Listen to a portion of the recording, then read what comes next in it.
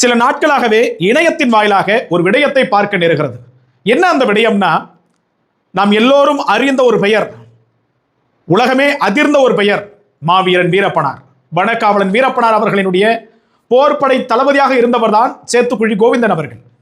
சேத்துக்குழி கோவிந்தன் அவர்கள் ஒரு நாடார் சமுதாயத்தை சார்ந்தவர் என்றும், சில இளைஞர்கள் எப்படியான அந்த பிம்பத்தை உருவாக்குறாங்கன்னா, ஒரு வன்னியருக்கே நாடார் தான் வழிகாட்டினாரு, ஒரு வன்னியருக்கே நாடார் தான் பாதுகாப்பாக இருந்தாருன்னு சொல்லிட்டு அவசியம் அற்ற ஒரு விடயத்தை இங்கே விவாத பொருளாக, விமர்சன பொருளாக மாற்றிக் கொண்டுள்ளார்கள். அவங்க யாரா வேணாலும் இருக்கட்டும், அதை ஏன் சிலர் இங்க வரலாற்றை மாற்றி திணித்து இங்கே பிரகடனம் செய்யறாங்கன்றது தெரியல. சேத்துக்குழி கோவிந்தன் அவர்கள் நாடார் சமுதாயத்தை சார்ந்தவர் அல்ல, அவர் வன்னியர் சமுதாயத்தை சார்ந்தவர். அதற்கான ஆதாரங்கள் இந்த காணொலியோட இணைச்சிருக்கிறேன். நாம பேசுனா சொல்லுவாங்க, இவன் அந்த சாதிக்காரன், அதனால அவங்க சாதிக்கு ஒவ்வாமையா பேசுறான், அவங்க சாதியை உயர்த்தி பேசுறான் அப்படின்னு. அப்படி கிடையாது. உன்னுடைய வரலாற்றை நீ பேசு, அதை பத்தி தப்பு இல்லை. பிறரின் வரலாற்றை அவமதிக்காதே, பிறரின் வரலாற்றை இழிவுபடுத்தாதுன்றதுதான் எங்க விஷயம்.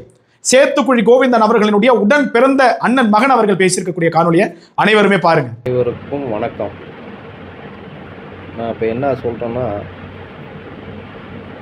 சேத்துக்குழி கோவிந்தன் ஐயா அவரை ஒரு நாடார் சமூகம்னு சொல்லி தப்பான செய்தியை பரப்பிட்டுக்கிறீங்க. சேத்துக்குழி கோவிந்தன் ஐயா அவர் ஒரு வன்னியர் சமூகத்தை சார்ந்தவர்.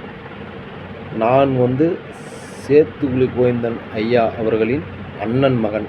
என் பேர் கில்லிமுத்து, சொந்த ஊர் சேத்துக்குழி, மேட்டூர். தப்பான செய்தியை சமூகத்தை மாற்றாதீங்க. அது அவருடைய வரலாறு. நானும் எத்தனையோ பதிவில் பார்த்துக்கிறோம். யாராக இருந்தாலும் அதை தயவுசெய்து அப்படி தப்பான சமூகத்தை மாற்றி போடாதீங்க. அவர் ஒரு நாடார் அப்படின்னு ஏற்கனவே நிறைய பேர் போட்டுக்கிறீங்க. நானும் பதில் கொடுத்துக்கிறோம்.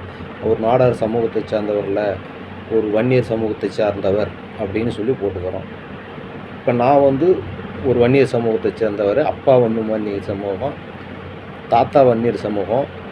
அப்படி இருக்கும்போது ஐயா சேத்துக்குழி கோவிந்தன் அவர்கள் மட்டும் எப்படி நாடார் சமூகமாக இருக்க முடியும்?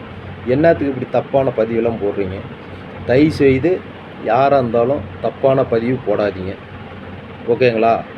உங்களை அன்புடன் கேட்டுக்கொள்கிறேன்.